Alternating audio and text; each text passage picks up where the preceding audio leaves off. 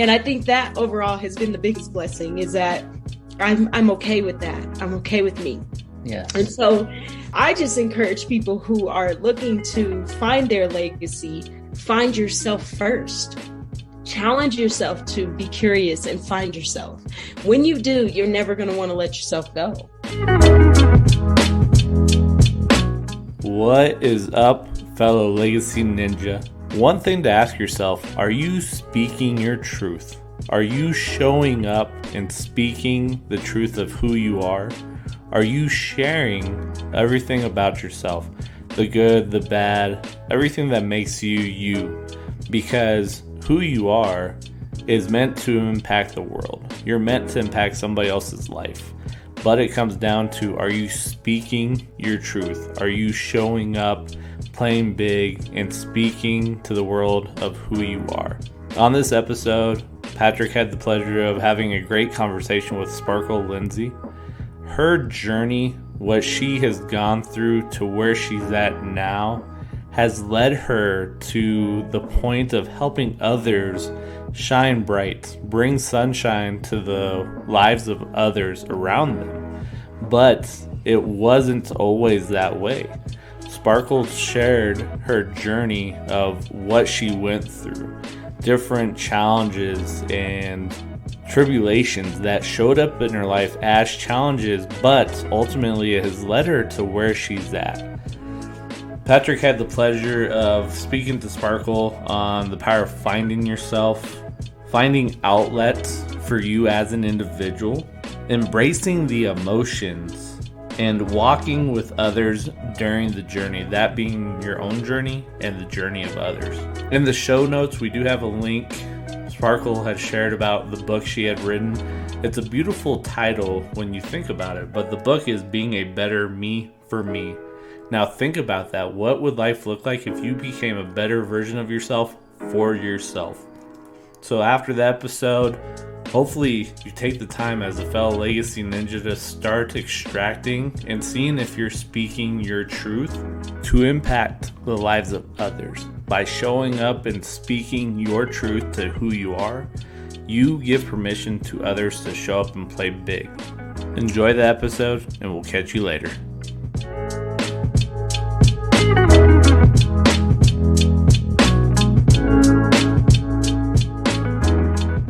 Hey guys, welcome to another episode of Legacy Digging with Two Native Sons. Today, we actually have one native son, one native daughter. And even if you were not, we are honorary today. So we're so excited. And so with us today, we have Sparkle Lindsay. Sparkle, thank you so much for being here. Thanks for having me, Patrick. And yes, I am native daughter, definitely. That's awesome. So let's just get right into this. Why don't you tell the Legacy Ninjas who are listening who you are and what you do? Well, I am a recovery coach for alcohol and addiction. Also a motivational keynote speaker and an author. I just now am an author. So I like to say that. I just like to say that, right? Okay, yeah. So. I was just going to ask you, does it feel different from the first time we met when it was like days away from being able to say that to now being able to say it? Oh my gosh. I mean, I think when it rolled out on the 1st of June, I had like this shooting excitement that happened from within. And then the fact that I was hearing people say, I'm getting it. And then like, oh my gosh, people are buying my book, and then people actually taking pictures of themselves, ordering the book and buying the book, and then finally receiving the book has just been a huge blessing. And I just feel so much love from so many people locally, from out of state. And it's just a wonderful feeling, and the fact that people actually enjoy reading it and they're like, wow, this really is a pocketbook that I can just take with me. So it's been really, really good. I never thought I'd write a book. I didn't even think I was going to be alive at this point. With me dealing with alcohol and addiction and getting across the finish line for another year, 2 years of sobriety, May 4th of 2021, I have just been like, wow. The things that happen when we have clarity and the things that happen when we're actually able to just say, I'm gonna read a book today. I don't know how else to put it, you know? Oh my gosh, man, that's so inspiring. And I'm so glad for our connection. And congratulations on 2 years. Congratulations on the book. You know, you definitely live up to your name, Sparkle, right? In the interactions that we're having, the connections and things like that. So walk us through, because I know your story is incredible. And I can't wait for other people to kind of hear this and things like that. So kind of walk us through a little bit about who you are, right? And maybe who you might have been at some point, and then what does that lead to in terms of what you're building for your legacy? You know, I love the way we use legacy. My father, he asked me that same question as I was using, what is your legacy? Sparkle, what are you doing? You know, and I'm sitting there thinking in my head, well, right now I'm getting high, so I don't know, Dad, but I'll think about it later. Okay. You know, you know, I lived a life. I have 3 brothers and a sister. I am the oldest of 5, and I lived a life that, you know, we didn't want for a whole lot. My dad always lived with the terms, I am rich in love, not in money. And we held on to one another. We talked around the table. We discussed when things were bothering us. But we also, you know, all of us have our degrees. All of us were athletes. We all got full ride scholarships to play ball. And I was the oldest, the person who, you know, charged forward to show my siblings that this could happen. You know, I was also the first in my family to receive my degree. So a lot of different accolades and things that I had, but a lot of things that I noticed a lot of people looked up for me for. And at one point, it's like it was embedded in me to be that person to always be looked up to, you know, and I kind of took that role on, being the big sister, being my dad's right-hand man. I took it all on, you know, no matter what it was. And I was going to fix it, or we were going to make it happen. No matter what, I was going to have the solution. Okay. So that was me. You know, that was the oldest sibling always has that responsibility. It's almost they become either mom or dad number 2 in the house. Exactly. They become that one that's just, you know, a lot of people have considered me the calm before the storm, or the calm in the storm. I now understand why, now that I'm sober and now that I have gained clarity in all of the work that I've done.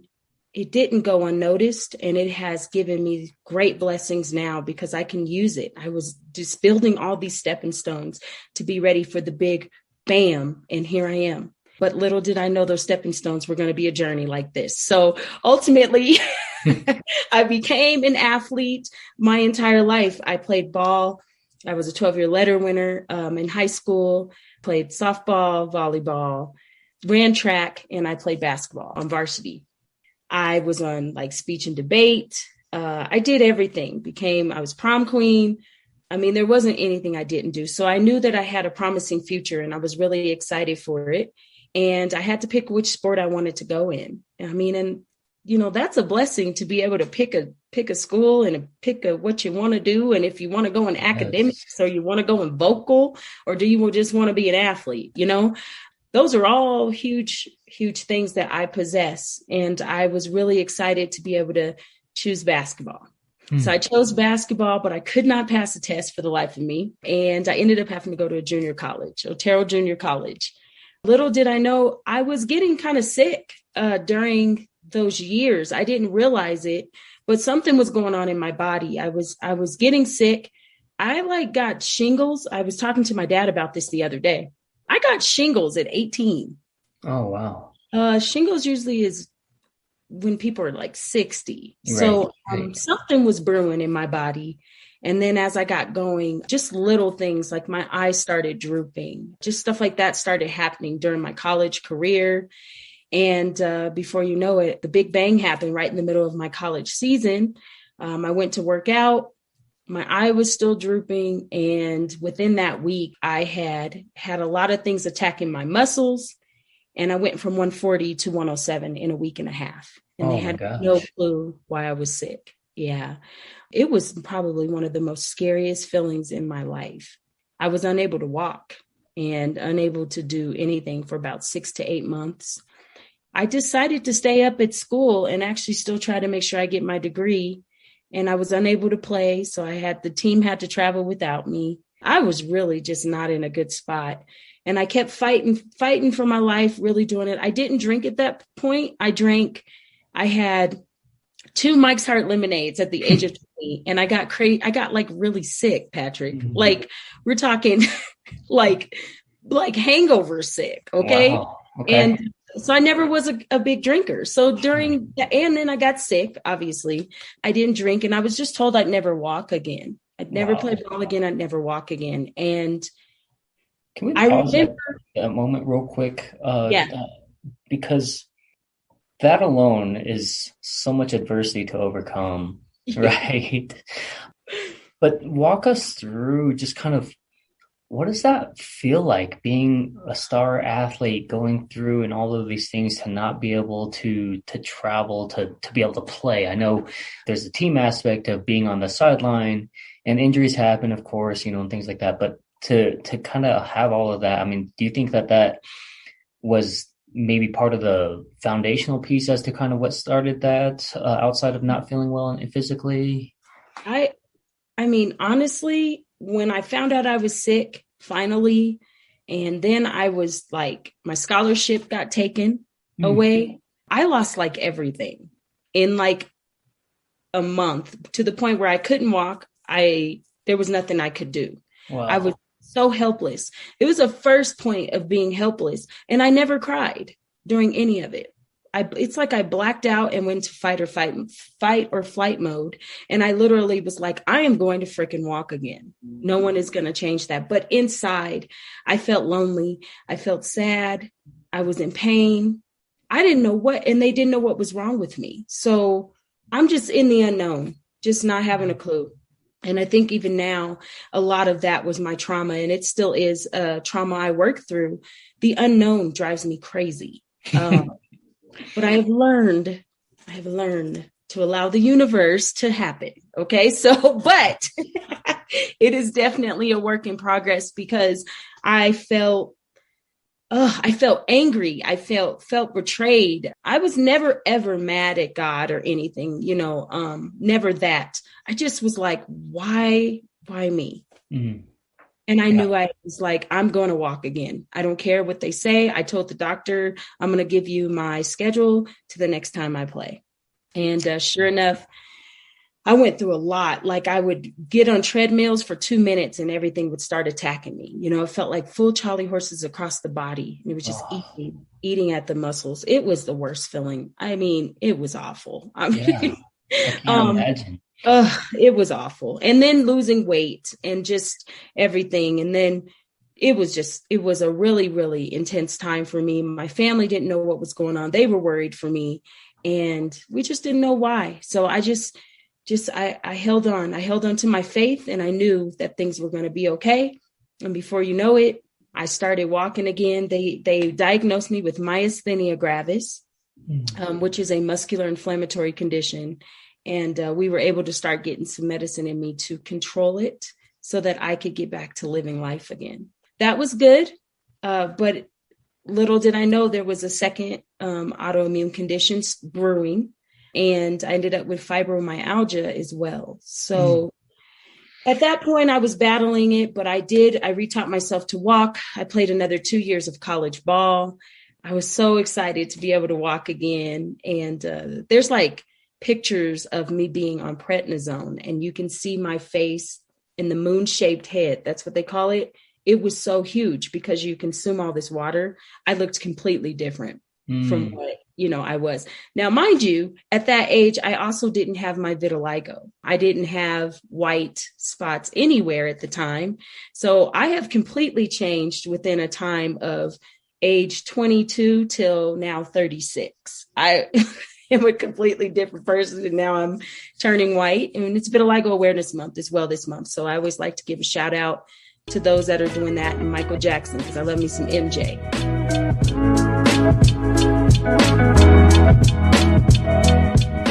Yes, King of Pop for sure. You and my wife would automatically get along. That's her favorite artist of all time. Yes, For me, man. I grew up listening to a lot of Motown, so the Temptations. Mm-hmm. I actually did Right? an Instagram. Actually, I did a reel of me actually singing My Girl, not too long Oh, ago. I gotta go watch it. Yeah. So yeah, and again, thank you for sharing that. I did not know that this month was the Vitiligo Awareness Month. So how fitting for us to have you on here in this Yes. month. Consider us definitely advocates, to be able to promote that. Yes. So I want to talk about a couple of pieces here that I was privy to kind of get in our first meeting. You were able to go back and play basketball, right? Yeah. From going from you're never going to walk again to going back to play 2 more years. Was there a point where that you just kind of felt unstoppable because you were able to overcome that, or was there still some highs and lows? I mean, what is that process? I imagine it's a little bit of everything. Well, there was a process there too, where I was asked if I wanted my scholarship back. And I had a conversation with my dad and I refused it. The reason why I refused it is because I didn't know if this was going to come back. So I've always had that thought, like, I better live my life up because I don't know if this is I don't know how my body's going to do, So I really had to ask myself that. I ended up using the rest of my scholarships. I had a vocal scholarship and I also had an academic scholarship that got me through the rest of school at Colorado Mesa University. So I did get my degree. I did have that choice, but I just didn't know if I was going to be able to do a full season or 2 seasons. I didn't know what I was going to be able to do, and that was also very difficult. All these things where now I got to monitor myself. I got to make sure. I was like, this is getting ridiculous. Why is all this work happening? I'm only 24, I just want to go out there and play ball. Yeah, right. Yeah, and to make all kinds of like life decisions. I mean, picking and choose where to go to school and your scholarships, picking and deciding if you got to continue with the scholarship. Right. After completing the 2 years WNBA. Yeah, so I didn't. So I got asked to go on a few tryouts and stuff. I realized during the tryouts that for me, it was going to probably kill me. I did great. I was going to sign. And I sat there for a second and just kind of thought about it, thought about where my life is going or where it was going. And I was like, I don't think my body can withstand this. I need to just be grateful for being able to walk again. Like, what if I want kids again? And at that point, I thought, I was told I was able to have children. And then at another point, at like 28, I was told I could not have children. So then that was another point where I was like, so now I can't have children. I have to live with these conditions for the rest of my life. And at 24 is when I jumped into corporate America for 3 big box companies. I was an HR manager, a remodel coordinator, probably everything you've ever thought of in all of those companies. But I was like the fixer all the time. I just was always that we're going to make it happen. We're going to win it. And little did I know that little bit or that huge amount of work that I was doing was actually hindering me a little bit too. I had the strong Black woman syndrome, the strong woman syndrome. I can do it. I'll take care of it. I will help you take care of it. I can help you fix it. I will do it for you. It's okay. I got it. That stuff that we feel we are just the man of the hour, but ultimately it's just me. It was me distracting myself from me by helping others. Little did I know that at 28, I was distracting myself from the pains that I had already felt, the condition. And mind you, I still hadn't cried. So during all of this, all of that was set aside. I'm just here to help everybody else with their stuff, because I'm the fixer. But I couldn't fix myself. And I didn't even realize it at that time that I needed to. I was just getting accolades. People were doing great around me. I was one of the greatest trainers that, came out of Kohl's. And then JCPenney's, one of the greatest HR managers that came out of there, and then jumped into King Soopers, and I had accolades like no other, standing ovations for different things I did. And I started drinking really heavy around 25. but I didn't drink heavy until cocaine was introduced because I couldn't handle my alcohol. So when I got cocaine, I was like, this is amazing. It's on and cracking. I'm going to be focused, but I'm also going to be able to drink. And then I'm also still going to be able to do work, and everything's going to be great. And I can stay up longer since I'm already working 14-hour days. And now I can stay up for 18-hour days and I'll be just fine. Yeah. No. Yeah. So, and I know oftentimes that's kind of how it's pitched, right? Is that like, this is going to give you great energy. It just starts out with just a little bit and all that stuff, So, I mean, walk us through this journey of this next step, because I think that there are people out there who are maybe going through this. I've been on the phone with my friend while he was driving, our friend who was ODing right there in the car and seizing, and all this stuff, like while they're going through it. So what does this look like personally, kind of, if you wouldn't mind, as much or as little as you want to, kind of tell us about how that experience was, and then now, the aftermath, of course.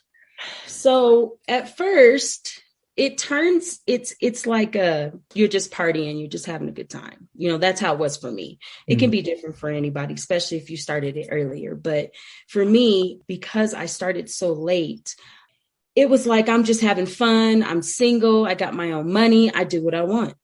Okay. So my ego was really there. Like my ego was there. Like, I'm the oldest of 5. We do this, this, and this. Can't nobody stop us. Right.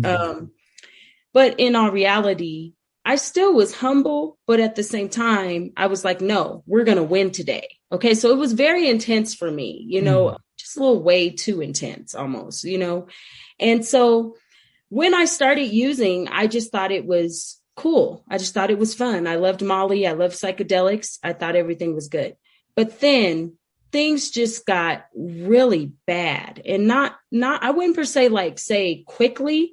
There were just little things that were starting to happen that I didn't realize were actually not good things, but I just thought they were things that I was just covering up. Right. So it started out like I was working, I was doing okay. But then I started noticing that I only planned to go places that I could go, that I would be able to have cocaine on me. So I'd have to have it prepared. You know what I mean? So it would be more like, we're going out to the party. Well, not until we have cocaine, because then we're going to take it with us. Or, oh no, I'm not going to fly. I'd rather drive, because if I can go to Vegas and have it on me, then we don't have to worry about the plane. Okay. So, or it was, is alcohol going to be there? Because if it's not, I don't want to go. So it started being that, but I didn't realize it was that, and the people around me were like, yeah, there's no alcohol there. Let's go somewhere else. Okay. So even the people I was around, we were just like, whatever, or we're out of coke, or we're getting ready to be out of coke. We better hurry up and call the drug dealer so that he can have it prepared for us on deck so we don't run out, because we're going to be up all night. So there was everything I did plan my life around drugs and alcohol first to make sure that it worked. But if you look at me, I'm thinking, oh, we're just having fun. We're partying. It's great. But I'm not realizing that around the clock, I'm needing it, meaning that I would be hungover from the night before. So then I'd be like, well, that's okay. The reason why we called the drug dealer late last night is so we'd have bumps in the morning to keep going. So It was, then it turned into chasing the high. So then I was just being high because it was a habit for me to get high. So when I didn't have it, I would get angry or upset, or want to hurry up and rush my drug dealer and figure out why he can't get it to me in time. And then I was just getting really upset about it, and still trying to work and trying to meet him places. And before you know it, it turned into a whole nother job. I wasn't sleeping, but then I was still working and getting accolades at the same time. But all around, I was just in this circle, this cycle that just kept circling around and around. And I didn't know when I was going to hit the ground. It was like being in an abyss, a dark abyss. You're trying to hold on to everything and you're just falling, but you don't know when you're going to hit the ground. And there's nothing that can hold you up, but you just know you have to keep up with this feeling or you're going to hit it, Not knowing about money, you're not caring about any of that. The only thing you're thinking of is, when am I getting my next high, and can I make this work? You don't even sometimes remember who. I didn't remember sometimes people I was yelling at or screaming at or something that happened the night before. It just was a cycle. And it was eating me up, swallowing me whole. It was scary. It was really scary. And I was afraid to say to my family, who I'm the oldest and I'm their role model, you guys, I'm in trouble.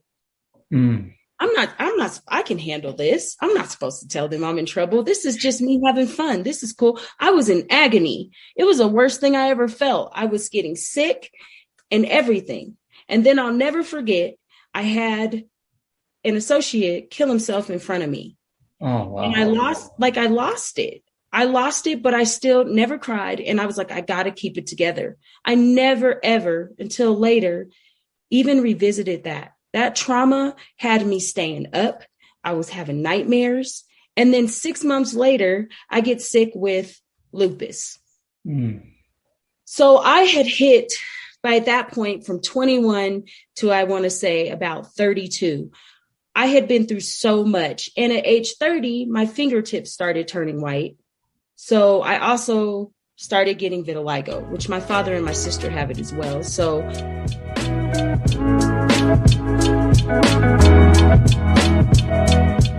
I knew what that was. So that's 4 autoimmune conditions, trauma like no other, still working around the clock and using, right? And no crying, just saying, it's okay, I'll fix it. Not telling my family I'm in trouble. You know, there were even times when I was like, okay, well, I'm moving, but in true life, I was getting evicted.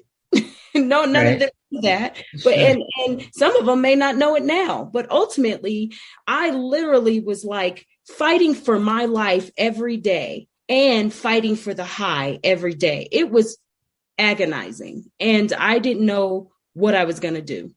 And sure enough, I get into my job after all of this, and I'm like, they're probably going to fire me.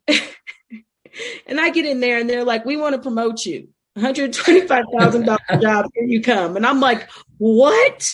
Like, I can't do this. Like, I was literally like, I just can't do this. I'm going to have to go and I'm going to have to save my life. I got to take my life back. So I get in the car.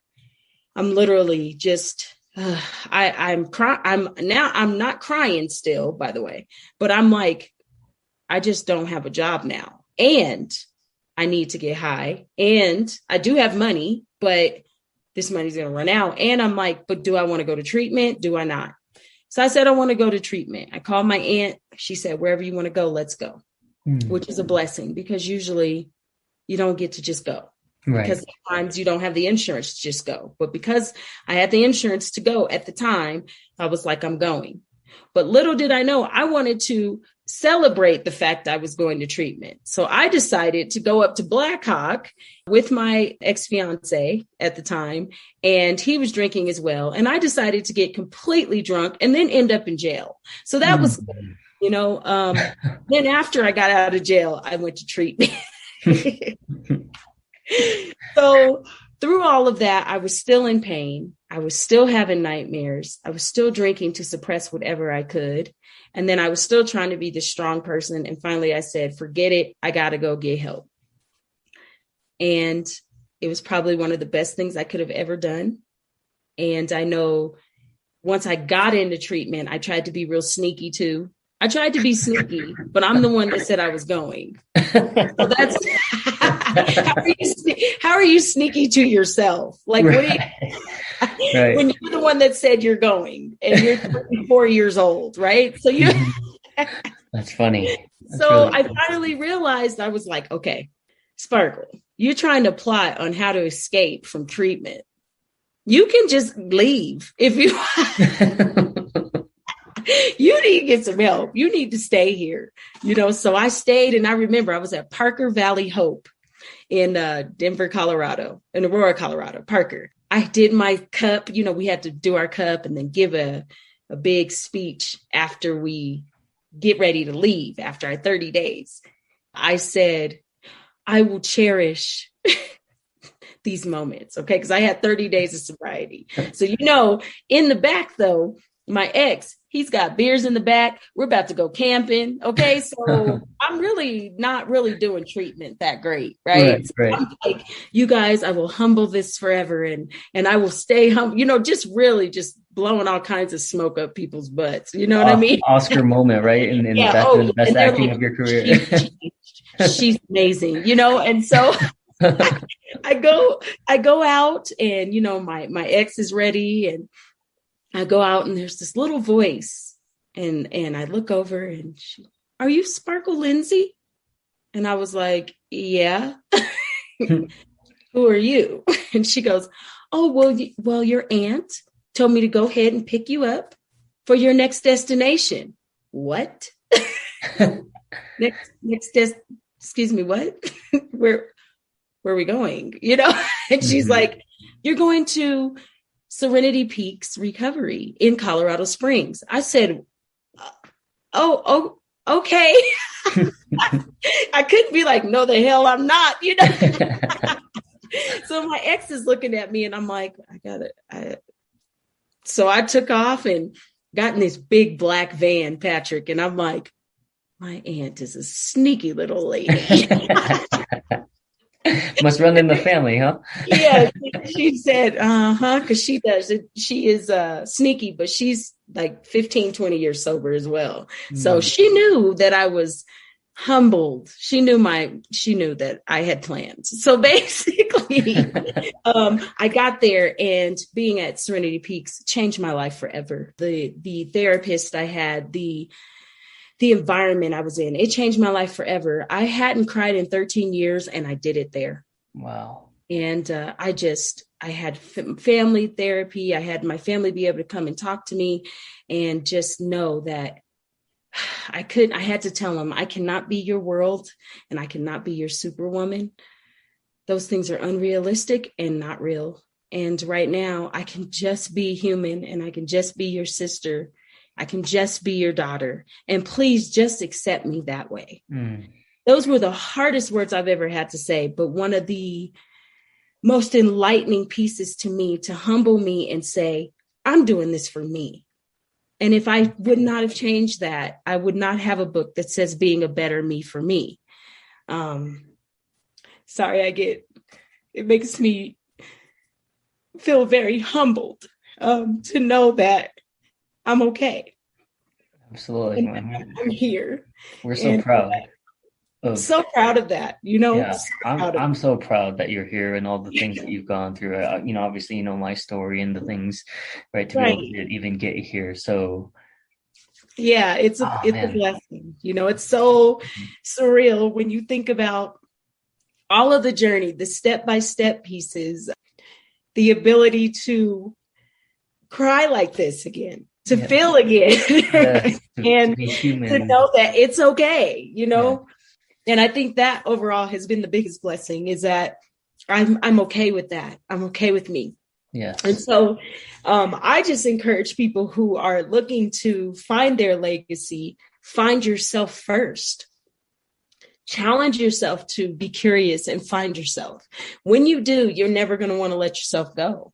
You're going to fall in love with yourself more and more every day. And I think that is what compelled me to write tips and tricks to help people know that we're human and we have to work through this one step at a time. No matter what addiction we have to find it in ourselves to figure out where we fit for us so that we can give the overabundance of us to others. We have to be able to do that. Absolutely. I love that. But first and foremost, thank you for the vulnerability piece, right? Yes. Because it is hard. Similarly, I grew up and I was a very sensitive child. And of course, it's a whole different lifetime ago, it feels like, in a whole different culture growing up, right? Because there was some dirt on it, kid, right? It was kind of the mentality that our parents had, and a lot less awareness of, addictions and PTSD, mental health, all that stuff. Right. So growing up in a time frame where if you ask a lot of people I went to school with, a lot of them will basically tell you like, oh yeah, he probably cried all the time, right? And again, in being in 9 years old, going through a major divorce, my cousin passing away, like my uncle, all these different things that like all kind of relatively time. I had a lot of anger and I had a lot of despair and sorrow and all those things. And then I got made fun of for being a sensitive kid and crying. So then that does something to you. It hardens you, right? Yep. And then you just basically do everything you can to avoid that. Yep. So to have that bottled up for, you said 13 years. Yeah, it sent me into I had a somatic stroke from it, actually. Oh, wow. And then I had a second one. Gosh, I'm like, I went through all of that. All I had to do was cry. Like, if you're doing that, if you're listening, if you're doing that, stop. Just cry. Feel the emotion, Yes. I was talking to one of my recoveries the other night, and I made a comment that said, we work so hard to run away from the emotion that we give ourselves so much more of a harder situation than we would if we just walked through the emotion, realized that it's temporary, not permanent, and then keep moving for the next one. So the difference is that we don't know how to practice working through our emotions anymore. We're told, like you said, put some dirt on it and call it a day. Put an H on your chest and handle it. And ultimately, that's not fair. That's not fair for us to do to ourselves and then expect that it's not going to come back and hit us some way. Right. We cannot continue to suppress our mental health. We cannot continue to suppress substance use disorder. We have got to walk through it. If we're sitting in there with a room, sitting in a room with nothing but what they call the elephant in the room, and everybody's walking around it, sooner or later, the elephant's going to explode. Mm-hmm. And that's normally when it's too late and we're either in jail, we've overdosed, we've had a manic attack, and we haven't done anything to recognize that we've got to walk through it. And I love the practice of walking through my emotions now. Can you believe that? Yes.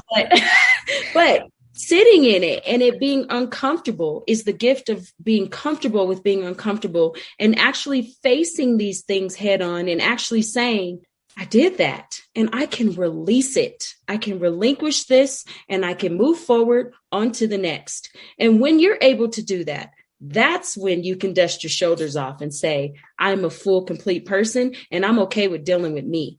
But no matter what, that shadow person's always going to be there. And it's always going to take some work to continuously work through those emotions for the rest of our lives. So make it a part of you. I make it a part of me every day to check in with myself and see exactly what's going on with me, whether I'm upset, resentful, happy, sad, or just irritable. At least I know. And I can meet myself where I'm at because of that and respect it because it's okay. We're human.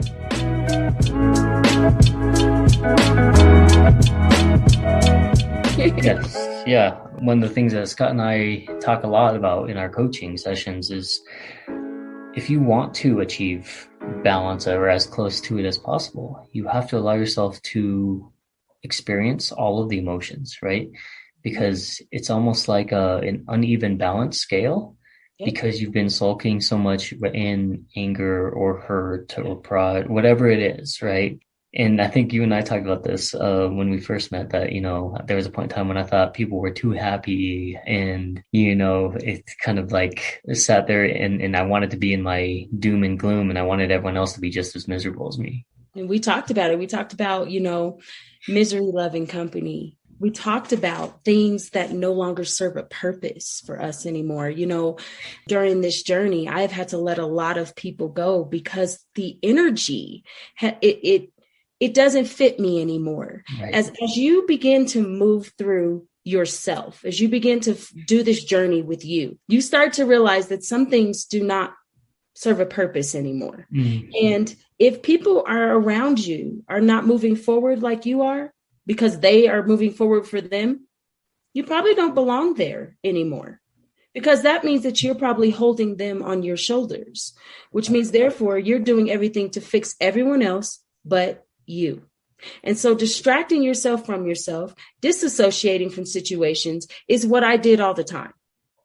And I immediately now can say to any recovery, I am here to help you help yourself. I'm not here to do it for you.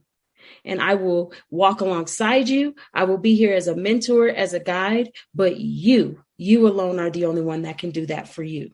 And no matter how many mistakes we make, mistakes are lessons. No matter how many what people call failures happen, it doesn't matter. We're supposed to do that. That's our life, but embrace it and do it for you.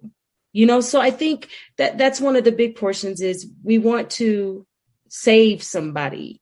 We want to make sure somebody understands we did it for them. No. It's not mine to keep. I have enough to keep and enough to keep doing to be holding someone else's stuff, because that's what I used to do. I used to take on some of her stuff and his, throw it on my back, and then be crawling across the finish line while people are staring at me. And then I'm mad at them when I'm the one that allowed it. And so I immediately changed from the strong woman, strong Black woman phase to I'm a woman of many strengths. You hold yours while I hold mine, and we'll walk across the finish line together. Yes. That's the only way it's going to work. Absolutely. I love so that. That's where I'm at right now, is being able to be empowered and step into my own power and to self-reflect every day, hold myself accountable for me and what I'm doing for me. Because if I don't, then I'm enabling everyone else. I have my hands in things I don't need to, which then create chaos for me. If I focus on the things and have the courage to change the things I can with me, then ultimately everything else will evolve the way it should around me. So I have to allow that. And it's been a practice, been a huge practice for me, Patrick, but a blessing at the same time, Yes. Yeah. We have to allow ourselves to be the prism, right? Mm-hmm. We have to let the light hit us so that way we can refract that out to other people, right? And oftentimes we get in our own way, like you said, and we're blocking the light, trying to find the right angle, when really if we just move and get out of our own way, everything else will happen. So I love that. Blockages, yes. And then realize when you are creating blockages along your journey, because that has happened. I'm like sober. I'm doing everything. I'm going to, I left the company Springs Recovery Connection just in March. And here I am. I was doing everything with like I had all hands on deck, right? Once again, well, corporate America, everything has been my demise. I've always put everything on me. So I noticed myself sliding right back into that trend. I had to stop it in its tracks because I started creating this company into my blockage, and I started enabling the company by touching everything, no longer focused on what I needed to do. So this is sneaky because your stuff comes in so many different ways, the way you do things. I enabled companies. I've enabled people in my life. I've enabled myself. And finally, I was like, I have to resign. This isn't my mission. And I'm enabling this. I'm not planning on doing this, being here at this place forever. I'm moving forward. Yep. So as soon as I hit the resignation button, I was so nervous. And they threw a party for me and said, Sparkle, this company was here for you to learn who you are so that once you get out there, you can shed more light on others who need to hear you. And I was like, perfect. And they said, all the blessings in the world, we back you. As soon as I removed that, Sparkle LLC has not stopped moving. It's been like wild. Okay. So I'm just saying, love it. Sometimes we create our own blockages and then we sit there wondering why we're stagnant when, you just said it. All we got to do is just move. Right. Yeah. It's pivoting, right? Man, such an incredible journey, and it's just a tip, right, of everything, the start of everything. I'm so excited. I know that you've talked about doing some global speaking. You got some stuff upcoming. We've talked about kind of partnering up on doing some speaking engagements and a summit and all those things. You got the book. Yes. We've talked about you launching a podcast and we talked about that, Patrick. Yeah. I don't have one yet, but well, you already know that once you're ready to start that we'll be there to help you. So in this second portion of the podcast, this for me is kind of one of the things that initially we were calling it theory crafting because it was basically like a lot of the thoughts, a lot of your philosophies on things that maybe people don't know, right? So for me, a big portion of my success I attribute to was basically learning a lot of and practicing law of attraction to go with my faith. Growing up, there was kind of a resistance to think that law of attraction could exist in God's will. But then finding and supporting and realizing that that is actually God's will for you to be able to pick and choose your path and to be able to create and forge your own path, that it be pleasing and that you're doing his work, right? And so for me, I would just always assume like, hey, if I make a decision, I got to live with the consequences. I didn't realize then that like, all the skill sets that I had been taught allows me to freely choose where I want to be. And I almost feel like that for a lot of people, the calling in the Bible is for people to become entrepreneurs. Maybe not everyone, but for many people, right? And so for, like the book of Proverbs, I feel like teaches you how to be a successful business person, and just a decent person in general. So as you're kind of thinking about some of the things that maybe you do as a person, maybe you might consider them quirks, or maybe your family, talks about some of those things, and I talk about this, it's the second week in a row, so my wife is not going to be happy, but she'll go around and she'll pick up stuff with her toes, right? And then I catch my son picking up his shirts or whatever with his toes, right? And then bring them to his hands. So, kind of some of those things as you think about that maybe people in general would not get an opportunity to know. What are some of the things that also make up Sparkle as you're kind of thinking about, some of the things that you find to either be quirky or your personality and things like that? Well, I can say that I have a lot of quirky things to me. I have like a ritual, ever since I've been sober. So I have a little ritual. I wake up in the morning, I do my meditation, and I got to make my coffee in the morning because I love coffee, right? And then I also am like, I have to have my music on. So I know that my roommate right now, I love to sing. And so every morning when I get up, I have, and my aunt as well, when I stayed with her, and anybody that has ever lived with me, they know that I got to sing a song, or I'm singing in the shower before I even, before the day gets started. If I don't sing in the shower, then, it's just not the same. The day's not the same. So I'm like, dang it, I forgot to sing in the shower. So sometimes I'll be getting out of the shower and I'll be like, oh, I didn't sing. I got to get back in. So I try to give myself more than enough time because I don't want to be late to make sure that I sing in the shower, Probably so you'll actually get back in to make sure that you get your song in. Okay. Is there a go-to song? A go-to song? One of the big ones I have is I love Make It Happen by Mariah Carey. Okay. And anything that I really feel compelled to sing, I think a lot of it sometimes like, I don't talk a lot about like my spirit guides and stuff and the things that help me stay grounded. A lot of times a song would just come in my head, or I kind of ask them to give me some light or shed their light on me just to help protect me in a lot of different things. And then a song would come to me and I'll be like, I got to sing it.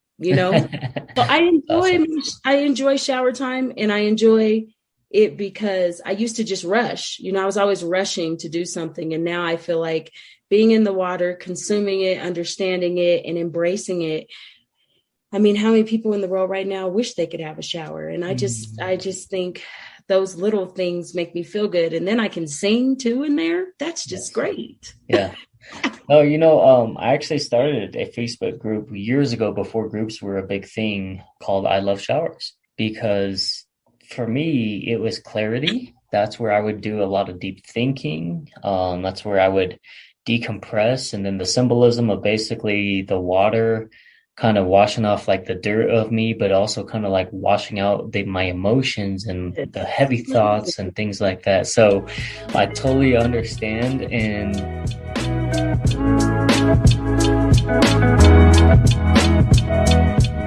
I don't have a shower routine in terms of song, Yeah. but I do know that like sometimes I'm sitting there and my wife's like, the heck are you doing in there? I'm like, I'm thinking. And she's like, what could you be sitting there thinking for like that long? And I'm like, it's just clearing out my thoughts, Yes. So. I mean, another thing that people laugh at me for, I am an ice eater.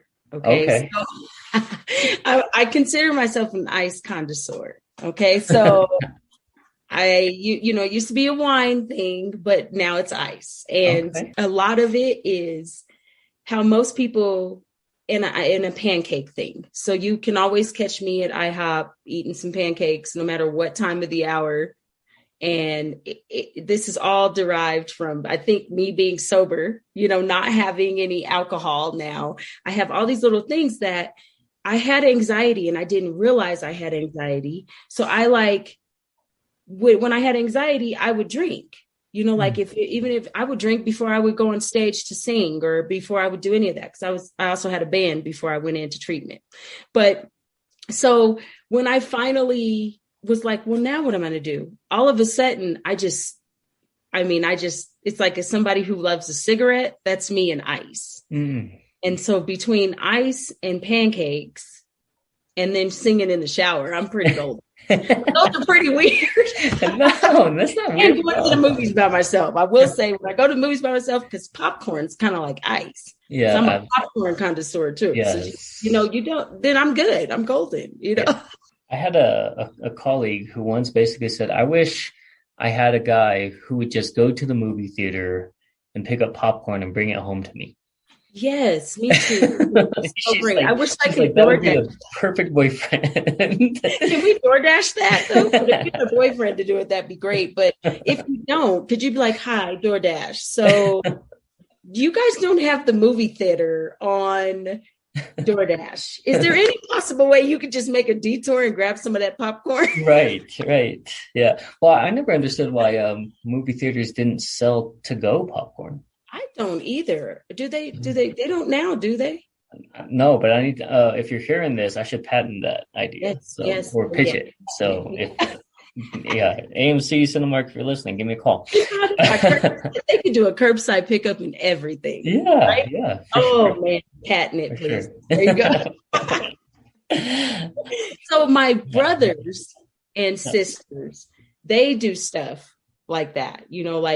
My sister, she loves being by herself, but she loves to cook. But she'll sing in the shower any day. Cherie will straight sing in the shower. We can have like competitions, But my dad, it all deranged for my dad because my dad, he sings like everywhere. And he even sings when we're talking to him. And I'm like, really? And then there's my mom who we talk so much to her on a regular basis, right? That like she's gotten so good at getting dressed that we don't even know she's in the shower talking to us getting dressed. And then she's like, I'm dressed, I'm ready to go. And we're like, when did you get dressed? So we have all these little things we do to still keep contact with each other. And it just gives us all this rejuvenated step into your power strength to start the day, no matter how. And it's infectious for all of us that way. So we all got our little things we do. Again, I'm privy to know some more information than most. And so I'm curious, does your brother, Philip, is he also a shower singer? Phil can't really sing. Okay. But let me tell you, we had, he loves him some Michael Frank's Popsicle Toes. Okay. Yeah. So if anybody hears that, y'all can laugh about this because when he was turning 10, I'll never forget, me and my sister, we decided to take him to get some video games for his birthday. And he wanted to hear his favorite song, Popsicle Toes by Michael Franks. And he sang that song so hard and so bad. We were like, okay, good job, Phil. Good job, Phil. And Cherie was like, I hope he doesn't say he wants to play it again. He said, play it again. I said, oh, no. I'll never forget it. Perfect. So, yeah, I guess for fun facts, people may be trying to put the two and two together, talking about Philip Lindsay, right? Yeah. And so, yeah, did you want to go ahead and confirm that's the Philip Lindsay that we're talking about, the Oh, NFL running yes. back? Philip Lindsay, former Denver Bronco, now a Texan. Yeah, he's my brother. Yes. So And he is the oldest of the boys, but there's 5 of us. So he's got 2 big sisters, and then there's 2 younger boys under him. So I've got 4 younger siblings, Cherie, Philip, Zach, and Marcus. So all 4 of them all have their personalities. he's directly in the middle, just like myself. So yeah, he's right smack dab in the 2 girls and 2 boys. He's right in the middle of that. Yeah. Man, I wonder if he listens to this episode, he's going to come back at you probably. He probably will, because he'll be like, why'd you have to talk about the popsicle toes, though? I'll be like, because you thought you were like the next Michael Franks or Michael Jackson or something. I don't know. Good thing you became Philip Lindsay and you played sports. Right. Yes. And again, I mean, anybody that lives in Colorado, especially if you're in the Fort Collins area or you're a college football fan and an NFL fan, I mean, he's considered to be Colorado treasure. Going through everything, his story is amazing. Your story is amazing. So, I mean, just runs in the entire family. All right. So this is Scott's favorite part. Unfortunately, Scott is not here today, but hopefully the Legacy Ninjas will enjoy this just as much as Scott does. But this is kind of, normally we attribute this portion to Travis Brown. He's created pod decks. Fortunately, I didn't. Scott has most of the decks usually and stuff like that, and I didn't think to install it on my phone in time. So we're just going to go with kind of the would you rather questions today. And these are completely drawn at random. And then what we'll do is we'll just kind of have you answer, and then I will respond as well. Okay. A lot of them don't have really much context other than just kind of the question. So would you rather always say everything on your mind or never speak again? I'll say everything on my mind. Yeah, absolutely. I talk way too much to ever be silenced. Not speaking, and I'd be so sad. Would you rather be able to talk with all the animals or speak all foreign languages? Oh, I want to speak with animals. Yeah. Anything in particular? I just want to know what they're saying every time they're around us. Like, I want to be able to speak to them, do things for them. Like, I think that would be so cool. Yeah. What about you? You know, as much as I would love to be Dr. Dolittle, I do think that there is something cool about being able to connect with people in their language and in their culture. I just love people so much. So being able to have that dialogue and connect with them and to surprise people, right? Like to be an Asian guy speaking German, they're like, what's going on over here? But technically, if we were to take this a little further and we had superpowers, wouldn't we be able to just hear all of that? Because we would hear what everybody was saying through every language. You should put it that way next time. Right. Like I said, there's no context. So it gets really crazy in regards to thinking about that. But no, that would be a great point. Okay, so this one is pretty cool, I think. Would you rather go into the past and meet your ancestors or go into the future and meet your great-great-grandchildren? Ooh. I want to meet my great-great-grandchildren. Yeah. Mm-hmm. Yeah. I want to see how it came to be because I ain't got no kids right now. You know, that's interesting because I just had a conversation this morning with a meeting and somebody basically said, I love that you know so much about your family history. True. And I was thinking, like, I guess that's pretty unique because some people really don't know a whole lot. Mm-hmm. But then I also kind of think I'm like, well, I don't know much about my great-great-grandfather, nor if he came to visit me, like, would I really necessarily care about things that, you know, he knows nothing of, because I'd be spending my whole time explaining and teaching and all the things that I'm doing now. And I feel like that would be more of a burden. I don't really have much time on top of that, you know? Right. So I'm like, you know, but then also I'm thinking like, well, it'd be kind of cool though, to be able to see the kin in my kids' grandchildren. Right. So yeah, I think I would go toward that too. And then because I think about the things that I would learn from my grandkids, kids. Right. Yeah. Right. What you said. I just know in the future because, like, I do know my ancestors. I do know a good portion of that, which would be cool to meet them. But like you said, you'd be having to like explain things and like talk about the same things we explain now when we're teaching somebody something. But think about if we were being taught something by a future something, right? Right. It'd be really cool. Yeah, exactly. So, interesting question for sure. So,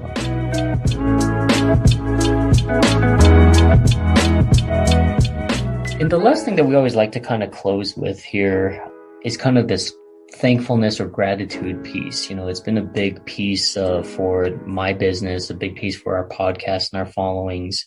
So whether you've thanked them recently or maybe haven't had a chance, is there anybody off of the top of your head that you would want to thank and basically give gratification to, regardless if at some point they hear this or not? We just know that being able to express that is really powerful. So is there anybody at this point in time that you would like to thank?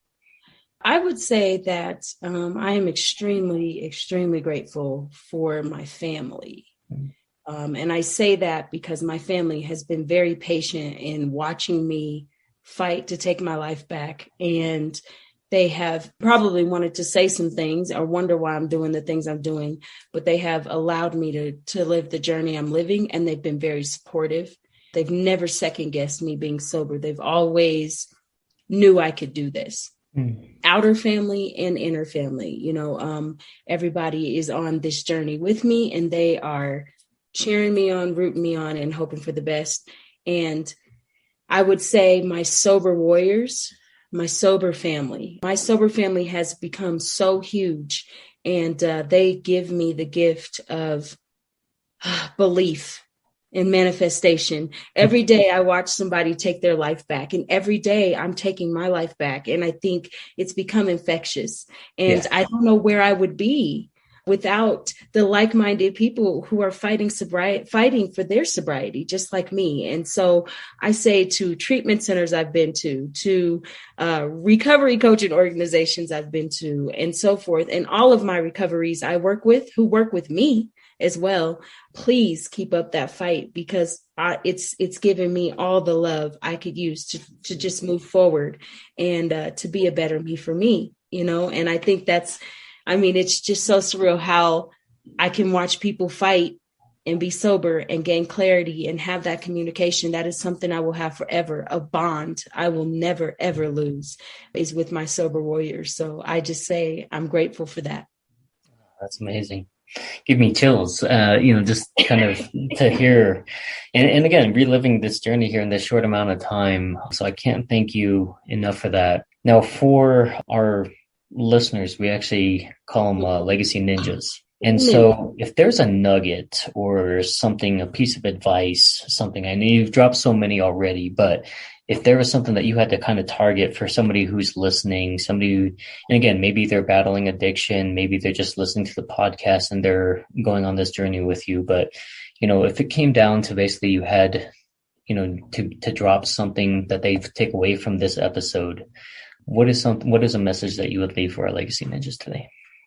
I think one of the biggest messages I can say is that if there is something going on with you, say it. Speak your truth. Do not hold it in. Don't be afraid. Speak what's going on with you. That is the beginning. That's the start. Speak it to yourself first, so you can realize that this is really happening to me. And I really need to say something about it. The best thing in the world we can do is speak to ourselves first, so that we actually know where we're going and what we want to do, and I think a lot of times we are afraid to tell ourselves that something's wrong or that something's great or whatever. We're afraid to tell ourselves anything. Well, we're usually like, I ain't going to talk about that. Talk about it. Go to someone you care for and talk to them about it. You'd be surprised some of the things that take my cravings away. Most of the things that take my cravings away in any addiction is the fact that I can call someone like Patrick and be like, let me tell you what I was laughing at the other day. Yeah. And just tell them, hey, I'm craving. Can we have a conversation? Yes. Hey, I'm my mental health is not feeling right. Do you know somebody that could help me? Just stand up and stand out for yourself. Advocate for what you want and have the courage to ask for it. Because if you ask for it, I guarantee you'll get it. A lot of it is we just push it away and we don't challenge ourselves to say what we really want or what we intend to have or what we're deserving of. And I think we just kind of push that to the side and we just accept whatever. Don't be that person to accept whatever. Be that person that actually says, I'm doing this for me. And I'm standing up and standing out saying, hey, I want to be sober or I need help. And once you do that, you'd be surprised. I was surprised how many sober people, how many even non-sober people came through to say, Sparkle, we're here for you. So just know you're not alone. And one of the biggest pieces is being able to stand up for yourself and say, I need it. I need the help. And people will come running and manifest what you want. Always. Belief and manifestation are the key to getting the things you want for you. And that's where the happiness from within comes in. It comes in strong. And that's when you start knowing you're becoming a better you for you. Wow. You're so awesome and you're so amazing. And this is definitely you being Sparkle. This is you on the right path in your journey and you can see it, you can sense it. So guys, I hope that this has been an enjoyable experience for you as much as it has been for myself. Sparkle, I hope that you've had a great time today. It's always a pleasure, Patrick. You know me. Thank you. So for people who are interested in being able to connect with you, to support you, where can we find your book? What's the name of the book? Where else can people support and connect with Sparkle? So I'm on every social media outlet. So you can look up Sparkle Lindsay and the light at the end of the tunnel.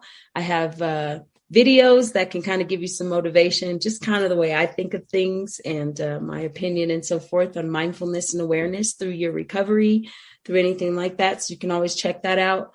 Also Facebook, check me out as Sparkle Lindsay, light at the end of the tunnel. Instagram. I drop a lot of quotes. I drop quotes daily. I have a morning quote that I drop. So if you're looking for that, that's usually always up. You can DM me on any of those social media aspects, any of those. My book that just came out, Being a Better Me for Me by Sparkle Lindsay. It is on Amazon currently. And it's a wonderful, simple pocket guide. You can take it anywhere with you. It's just simple tips and tricks to actually help you become a better you for you. A lot of things that can self-motivate yourself in the day. So you will see the audio version. You'll see just the paperback version and then also the Kindle version on there as we speak. Even if you don't want me to be your coach, you can still have a little bit of sunshine each day with that book. If you want more sunshine, though, I just wanted to say sunshine. If you want more sunshine, then yes, please contact me and I can definitely do a good 30-minute discovery call with you, see if we're a good fit. If you feel like you are needing help right away, please call the Crisis Hotline Center. If not, I know Patrick will have all of my information as well. But ultimately, if you are wanting to get a coach, you feel like taking your life back, you think that I'm a good fit for you, do not hesitate to contact me through DM or any of that. And my email is sparklelindsay2@gmail.com. Okay, so I'm pretty well known here in the local areas. If you know people that are out of the state as well, please give them that email. And hopefully, if I'm a good fit, we can help you start taking your life back too.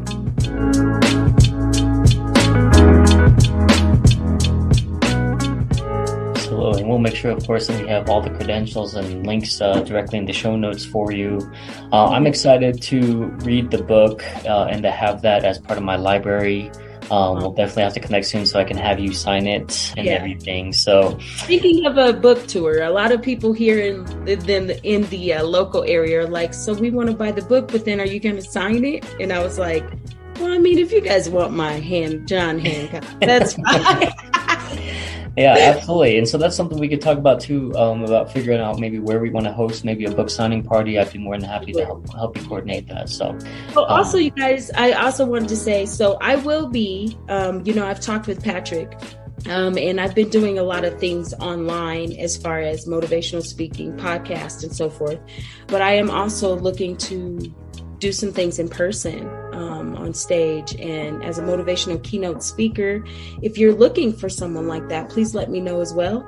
I am more than willing to come out and speak and just going ahead and give that engagement and that interaction that we haven't had in the past year. And so being behind this video is great, but it's also wonderful to be in person and feel the magic, right? Yes. So if you guys are hosting those TEDx events, those speaker events, Sparkle Lindsay is available. Is that what I'm hearing? Yeah, I am. Sparkle, again, thank you so much for your time. It's been a pleasure. I was just so excited to be able to showcase your story. Thank you for coming on and being a part of our platform. We're very thankful and grateful for your time.